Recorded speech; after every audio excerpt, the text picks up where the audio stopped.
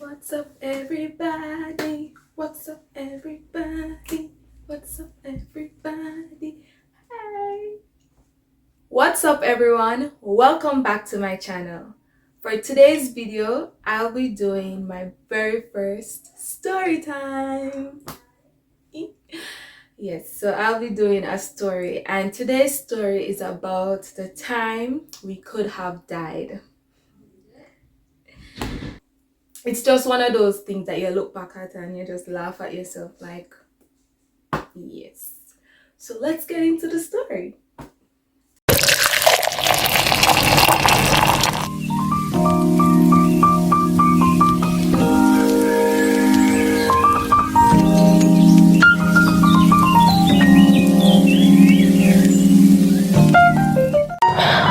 So, as the title says, this is a story of the time we could have died. So this was a very, very long ago. It was like probably 2-3 years ago. Yes. Wow. I sound pretty.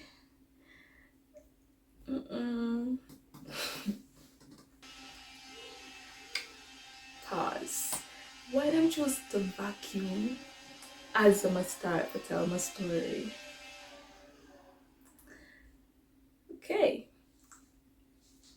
Let's go. Okay. So once upon a time, not long ago. Yeah, once upon a time, not long ago. All right, my church. I'm not a very good storyteller, so bear with me. My church, we had our convention, right? And normally, food cook and a bag of things. But for this particular day, I did not eat what they cooked because I'm a picky eater, so I didn't eat what they cooked, right? I think it was some saltfish something, and I'm sorry, I'm not a very big fan of saltfish. It upset my stomach when I eat it, so I just cut it out. And the traumatizing thing about the starfish is I saw a picture of it once. I don't know if it was a real picture of it for real, but I saw a picture of it when I was younger because I used to eat it. I used to eat the starfish, But when I saw the picture of it, it just traumatized me. And then every time I see it, I think of the picture, and I guess that's the reason why the upset stomach. So it's a mind over matter thing, but yeah, I don't eat starfish. Good. So they cooked something that I didn't eat.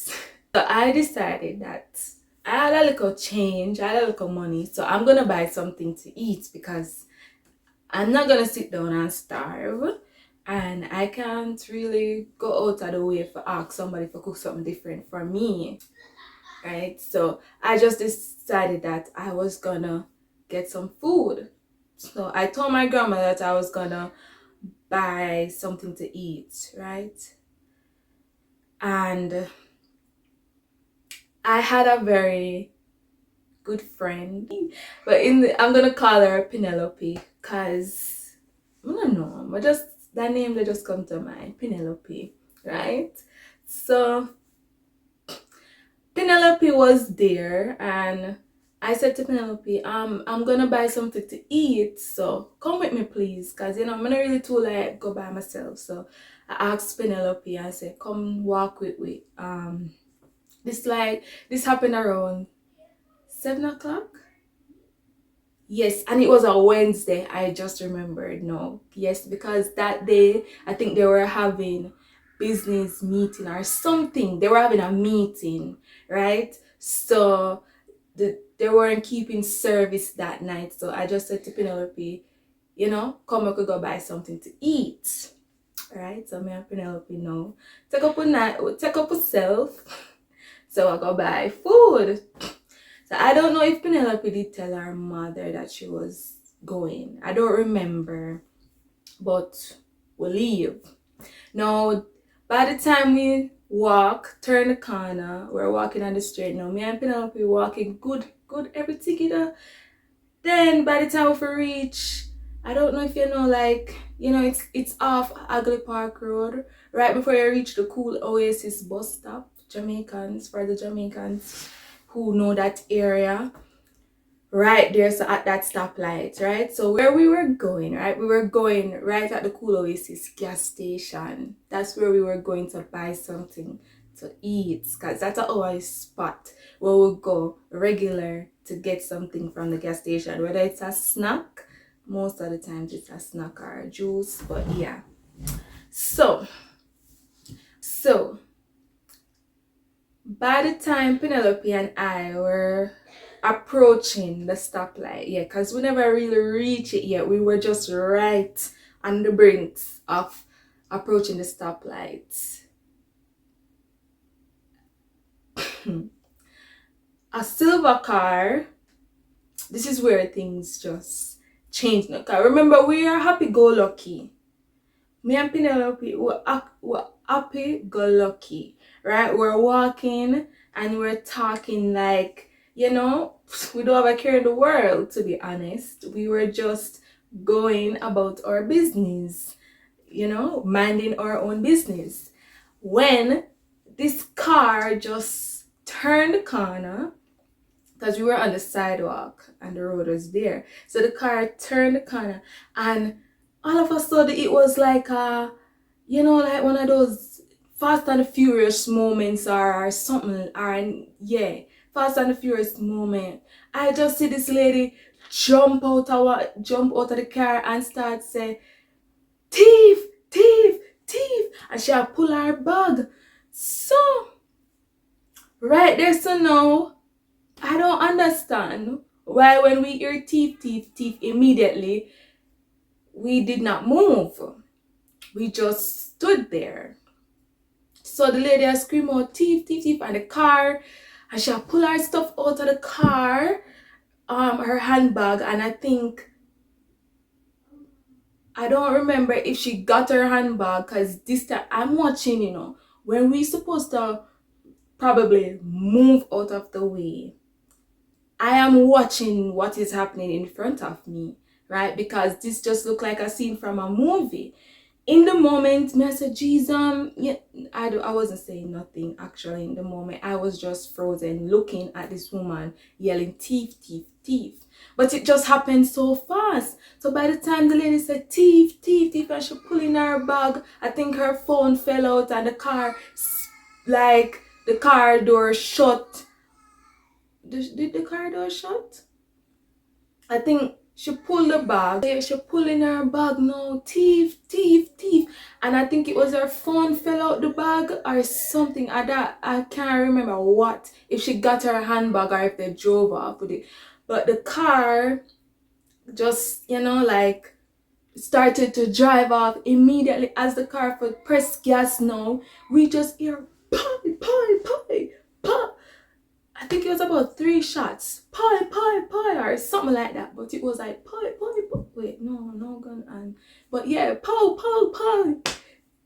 So, same time as I hear the shots Lego, I took up my foot, because normally I'm not gonna say a normal person, but normally when I look at movies, you know the black people them, you know, we always know when to run from danger.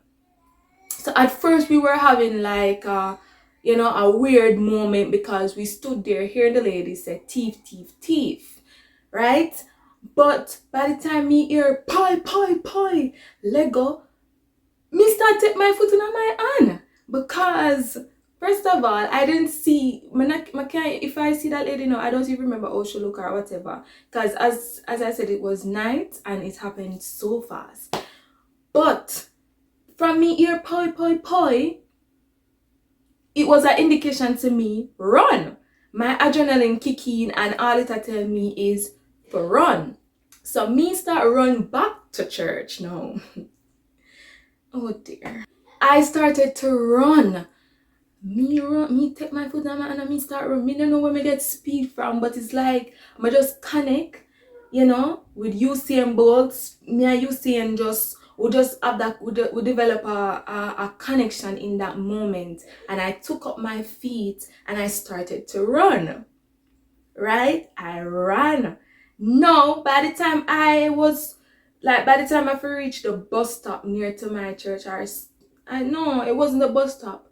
I don't remember if anybody remembers that big yard right there. So I think by the time I think in myself, no, all right.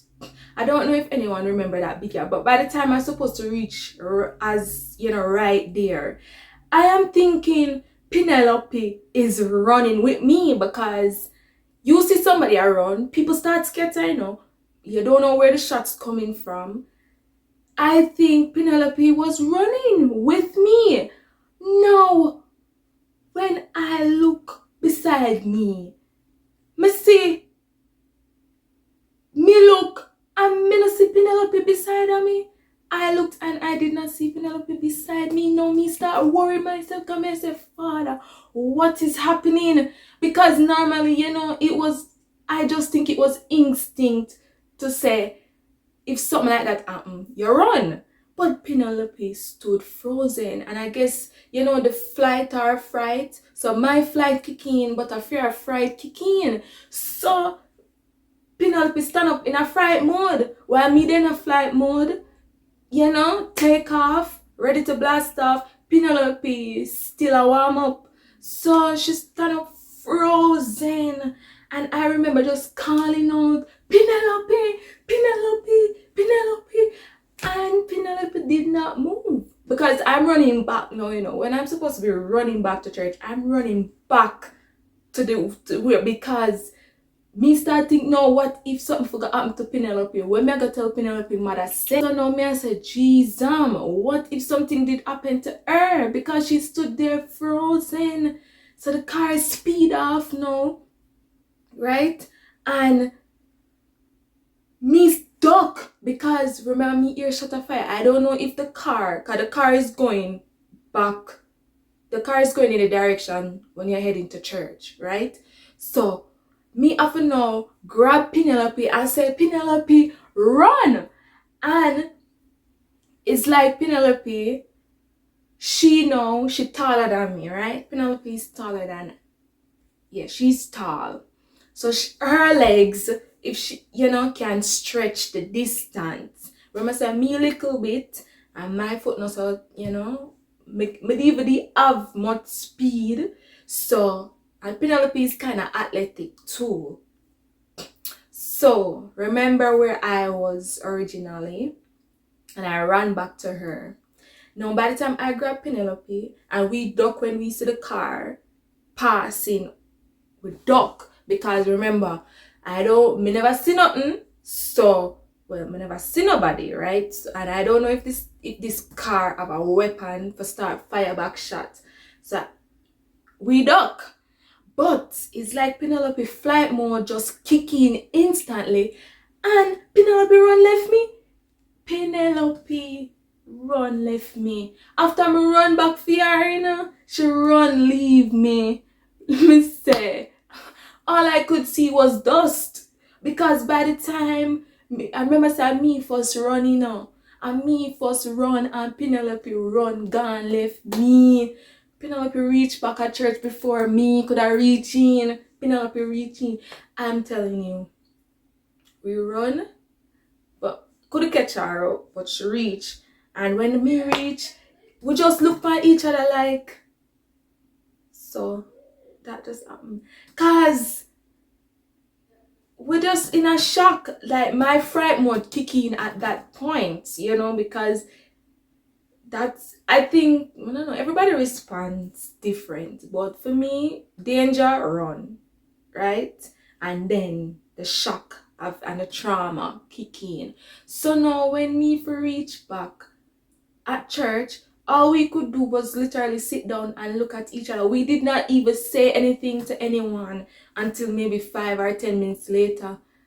But we just sat down, shocked, because I couldn't believe that just happened. I couldn't believe, say, we just, you know, because somebody in front of us did get hit by one of the bullets. And Penelope was a little bit ahead of me too, because as I said, she's tall and her legs can stretch the distance. So the fact that she stood there frozen, she was in more danger than I am, and she probably see the full effect of, you know, like everything shatter gone. But me, no, when me see that, I just run, like I just can't get up. Like, I'm telling you, that moment was like a Fast and Furious moment, because where the car just shut off, and then the next, because the car just pull up, you know, and you just hear pow, and the car fly gone. It was like we were in the scene of an action movie, and Penelope leave me behind, but she just left me because I made you run first. Made you run first, so she just believe me. But I'm telling you, we could have lost our lives, and you know, maybe we never really would have, yeah, we could have lost our life, because anything can happen. So that was traumatizing, because I'm telling you, we did not say anything for me. So we just sit down and look at each other. The way I was shaking, the way I was shake up,